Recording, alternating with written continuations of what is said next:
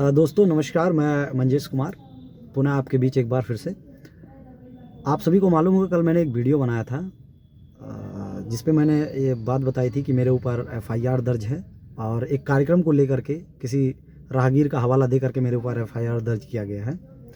तो आज मुझे पता चला है कि जो वो लोग कह रहे थे कि नारा आपत्तिजनक नारा लगाने की वजह से हमारे ऊपर एफआईआर दर्ज किया गया है, तो मुझे किसी तरह से पता चला है कि उसमें जो ब्राह्मणवाद शब्द है, ब्राह्मणवाद मुर्दाबाद बोलने पे उन सज्जन को आपत्ति है, ऐसा उसमें मुझे पता चला है।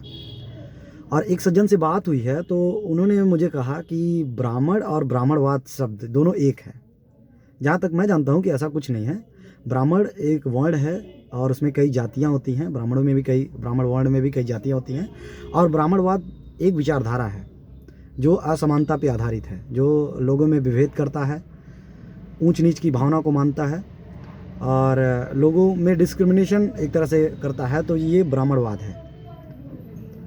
लेकिन उनका कहना था, उनका तर्क ये था कि ब्राह्मणवाद का मुर्दाबाद कहना, ब्राह्मणों का मुर्दाबाद कहना, इस चीज़ को मैं बिल्कुल नहीं मानता।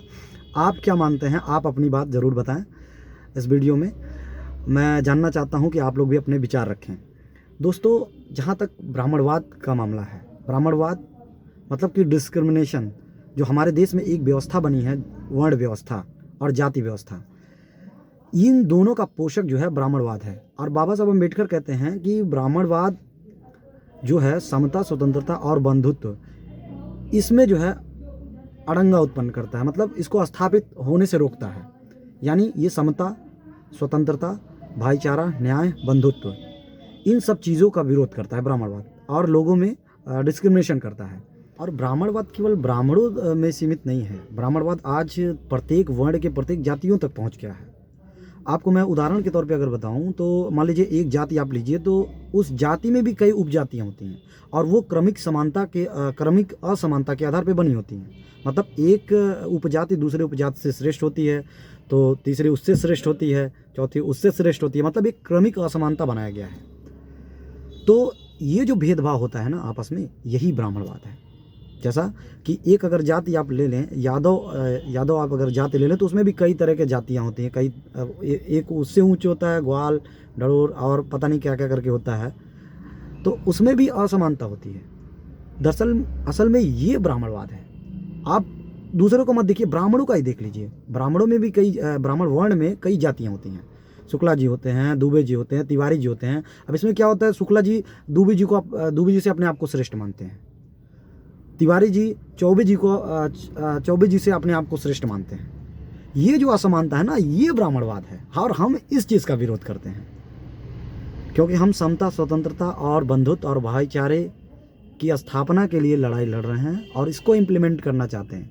हम चाहते हैं कि मानव एक समान हो, लोगों में सद्भाव हो, एकता की भावना हो, तभी हमारा देश विकास करेगा।